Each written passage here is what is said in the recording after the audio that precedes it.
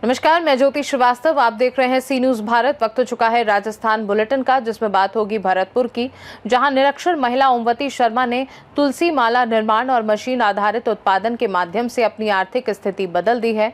अगली खबर भी भरतपुर से है, जहां भाजपा कार्यकर्ताओं ने नागौर सांसद हनुमान बेनीवाल का पुतला दहन कर विरोध प्रदर्शन किया।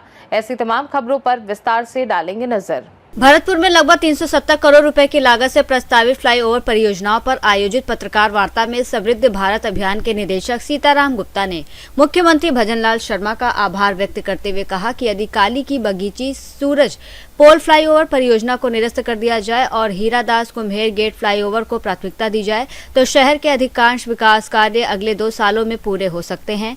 मुख्यमंत्री को इसका पूरा श्रेय मिलेगा। उन्होंने कहा कि वर्तमान में शहर को बड़े फ्लाईओवर्स की बजाय बेहतर यातायात प्रबंधन, रिंग रोड के विस्तार, ड्रेनेज, सड़क, पार्किंग, पेयजल और सौंदर्यीकरण जैसे कार्यों की अधिक आवश्यकता है। गुप्ता ने चेतावनी दी कि फ्लाईओवर निर्माण से बढ़ते जाम, व्यापारिक नुकसान और पर्यटन पर पड़ रहे नकारात्मक प्रभाव को देखते हुए शीघ्र निर्णय नहीं लिया गया तो परियोजनाएं अधूरी रह सकती हैं और भविष्य में उनका महत्व भी कम हो सकता है। देखा है भरतपुर को विकास करना और वो वास्तव में बहुत तगड़ा विकास करना चाहते हैं, इसमें दो राय नहीं है। और सबसे बड़ी बात ये है, मैं नहीं समझता कि उनका कोई राजनीतिक जरा भी उद्देश्य है कि चुनाव लड़ूंगा। अभी तक जो मैंने उनसे बातें की और पहले अभी मीटिंग की थी करीब 2.5 घंटे की, जिसमें सब थे, पूरी सरकार के सेक्रेटरी भी थे, वो भी थे। और मैं लास्ट में ये कहा था कि मैं साहब आपसे मुझे आप 2 मिनट और बोलने दीजिए, क्योंकि आप 2 मिनट कह रहे हो, मुझे कम से कम आधे घंटे अलग से बात करनी है। तो उन्होंने मुझसे आधा घंटे अलग से बात की। क्योंकि किसी ऐसी चीज़ें होंगी तो अच्छा रहेगा कि जनता की भागीदारी हो, जितने भी अपने संगठन हैं उनसे सहमति बना के अगर काम होगा तो जिसको जो रेजिस्टेंस आपको आ रहा है, प्रतिरोध आ रहा है, वो प्रतिरोध नहीं आएगा और आप तक आवाज़ नहीं आएगी। उनका पूर्व प्रोफेसर सेंटर है, जिसका कि माननीय मुख्यमंत्री जी ने दोबारा बजट में घोषणा की है, वो भी पूरा हो जाएगा। तो हमारे कृषि के जितने संबंधित काम है वो state level food processing centre से हो जाएगा। आज मान लो मैं तो वास्तव में कह रहा हूँ कि आश्चर्यचकित रह गया। अचार का अच्छे अचार, पहले तो गंदा अचार नहीं था, अच्छे अचार का मुखावर में इतना बड़ा उपयोग है, उसको एकदम कटू, क्योंकि जब आपको इंस्टीट्यूशन होती है लॉजिस्टिक्स है, उस इंस्टीट्यूशन से होता है और उच्च क्वालिटी का अचार बचेगा मार्केटिंग। और मैंने अभी इसको अचार को सबसे पहले मैंने कहा कि होटल वाले तुम मेरे होटल में तुम खरीदो को वहीं घोषणा करता बंद करो नहीं। तो हमको रोजगार के साधन इस state level food processing centre से होगी, क्योंकि हम कृषि प्रधान मतलब देश तो है ही, स्टेट तो है ही, लेकिन जिला भी है। तो एक काम तो ये हो जाएगा, दूसरा काम एक इंडियन इंस्टीट्यूट ऑफ स्किलिंग का हो गया, और तीसरा काम जिस पे उन्होंने हाथ रख दी है एग्रीकल्चर यूनिवर्सिटी सिर्फ एकेडमिक यूनिवर्सिटी नहीं है। भरतपुर से सी न्यूज संवाददाता देवेंद्र की रिपोर्ट। हलैना क्षेत्र की ओमवती शर्मा ने साबित कर दिया कि हाथ का हुनर और तकनीकी ज्ञान व्यक्ति को आत्मनिर्भर बना सकता है। भरतपुर जिले की नदबई तहसील के गांव बेलारा की निरक्षर महिला ओमवती शर्मा ने तुलसी माला निर्माण और मशीन आधारित उत्पादन के माध्यम से अपनी आर्थिक स्थिति बदल दी है। उन्होंने अपनी सफलता का श्रेय समृद्ध भारत अभियान के निदेशक सीताराम गुप्ता और प्रदेश प्रभारी पुनीत गुप्ता को दिया, जिन्होंने उन्हें प्रशिक्षण, आर्थिक सहयोग और बाजार की जानकारी उपलब्ध कराई। आज उनका तुलसी माला कारोबार देश भर में फैल चुका है और उन्हें प्रतिवर्ष 2 से 3 लाख रुपए की आय हो रही है। सीताराम गुप्ता ने बताया कि भरतपुर, डीग और धौलपुर जिलों की 5000 से अधिक महिलाएं इस व्यवसाय से जुड़ी हैं। ओमवती शर्मा की सफलता को देखते हुए उनके घर पर तुलसी माला निर्माण कुटीर उद्योग प्रशिक्षण केंद्र स्थापित किया जाएगा, जिससे क्षेत्र की अन्य महिलाओं को भी रोजगार और आत्मनिर्भरता का अवसर मिल सकेगा। मेरा नाम ओमवती है, दूसरा नाम मेरा संपत्ति है। मैं तुलसी माला का काम करती हूँ। मैंने काफ़ी महिला सिखाए थे और बहुत सी काम मैं छोड़ गई, बहुत सी चल रहा काम। सीताराम जी ने हमारी बहुत मदद करी, उनने ट्रेनिंग दिलाई थी और बहुत हमारी मदद करी उनने। काफ़ी बार कर दी और हमारी बहुत दूर दूर माला जाती हैं, वृंदावन भी जाती हैं, मथुरा भी जाती हैं, अयोध्या पहुंच गई और काफ़ी गांव में पहुंच गई। तो सीताराम गुप्ता जी ने हमें ट्रेनिंग दिलवाई थी। सीताराम जी गुप्ता जी ने अब भी हमारा काम चल रहा है। बहुत महिला आ रही हैं काम सीखने के लिए, काम हमारा चालू है। बहुत सी तो छोड़ गई इस काम को, बहुत सी कर रही हैं, लेकिन मैंने नहीं छोड़ा ये काम। मुझे 24 साल है क्या 25वीं साल चल रही है। मेरा बहुत इसमें रोजी रोटी ठाड़ी है गई मेरी। बहुत बच्चों को सब मैंने पालन किया है तुलसी माला में, और बच्चा अपने पढ़ा लिखा लिए। अब नाती पोता मेरे भी बहुत बढ़िया चल रहे हैं और तुलसी माला ने मैं बहुत आगे लेकर गई।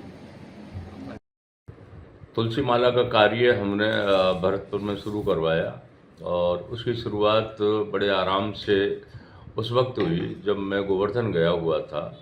और गोवर्धन में मैंने तुलसी की मालाएं टंगी हुई देखी और उनकी मालाओं को देख कर के मुझे मालूम नहीं था कि ये किसकी मालाएं हैं। तो मैंने दुकानदार से पूछा तो उसने ये कहा कि ये तुलसी की माला है। तो मैंने भाई हम आपको सप्लाई करते हैं तो आप ले लोगे, तो आपकी मर्जी, आप जितना ले आइए।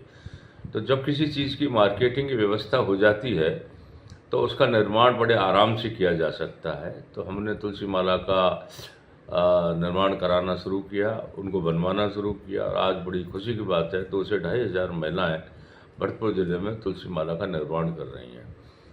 तुलसी माला का निर्माण ही नहीं पर तुलसी माला की जो मशीन थी उसको हमने IIT दिल्ली में जाकर के एक आधुनिक मशीन उनको प्रदान की।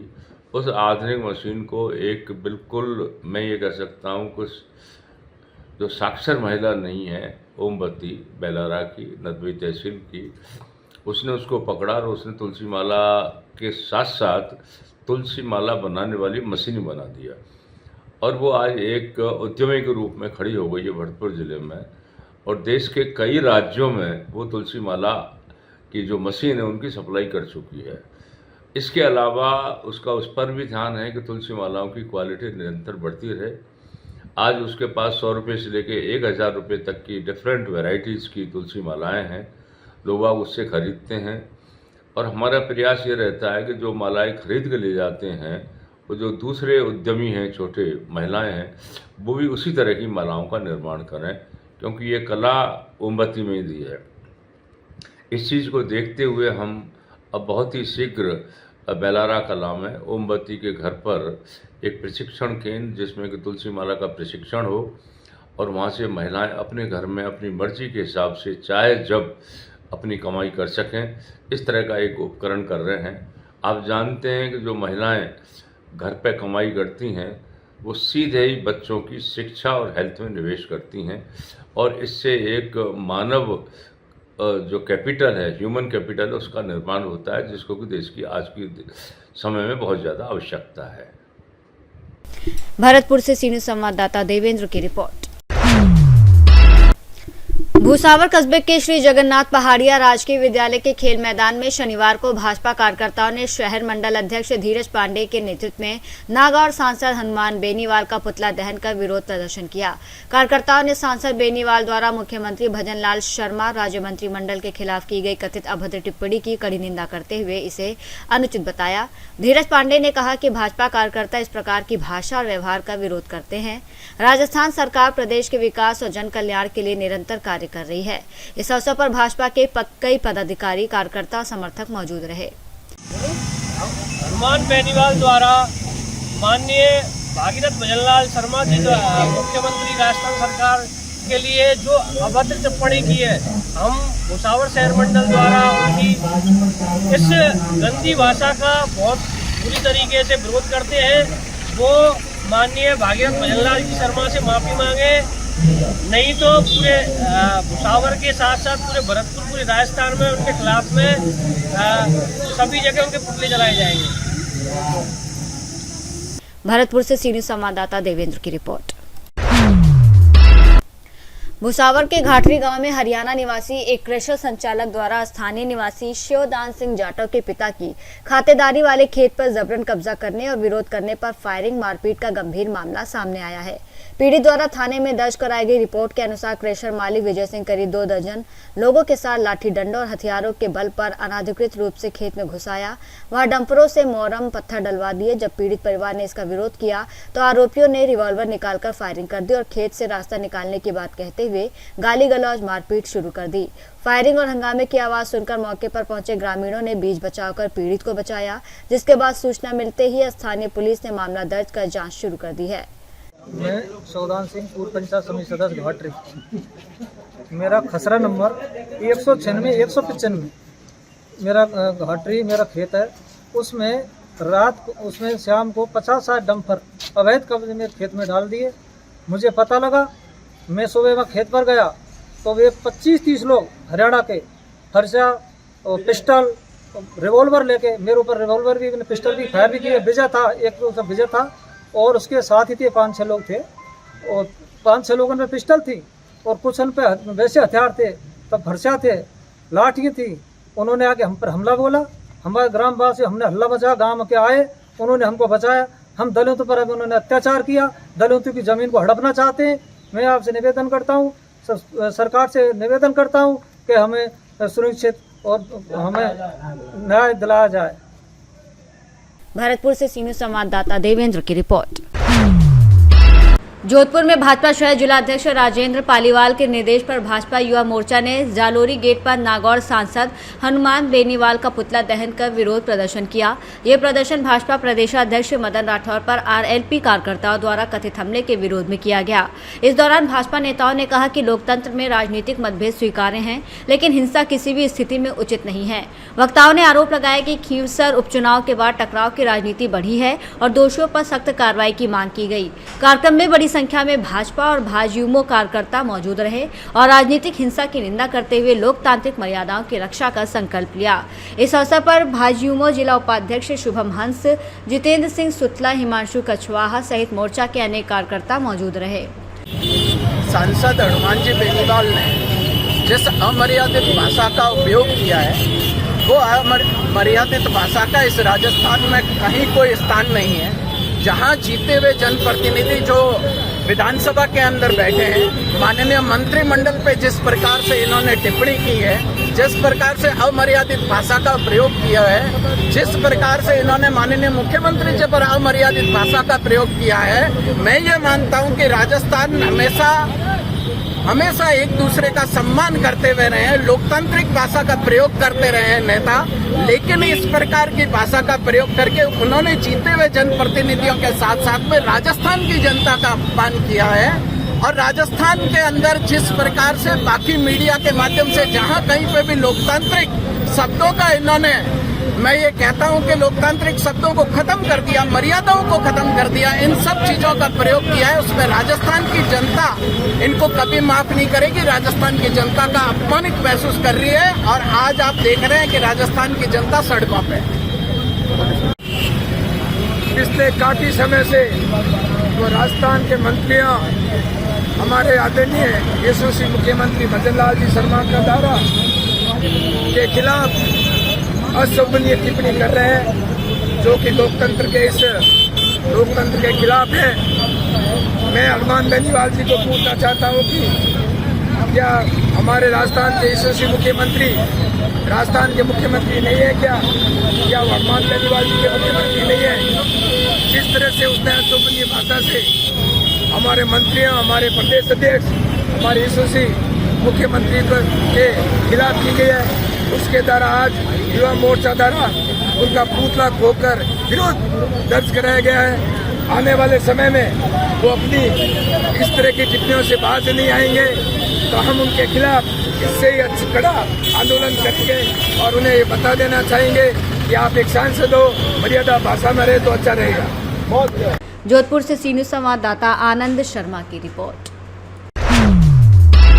जोधपुर में 7 जून को hotel Siddharth palace Kaylana road पर स्वर्गीय जालम सिंह महेचा आरपीएस की स्मृति में आयोजित होने वाले चौथे विशाल रक्तदान शिविर के पोस्टर का विमोचन बीजापुर विधायक पूर्व कैबिनेट मंत्री पुष्पेंद्र सिंह राणावत द्वारा किया गया।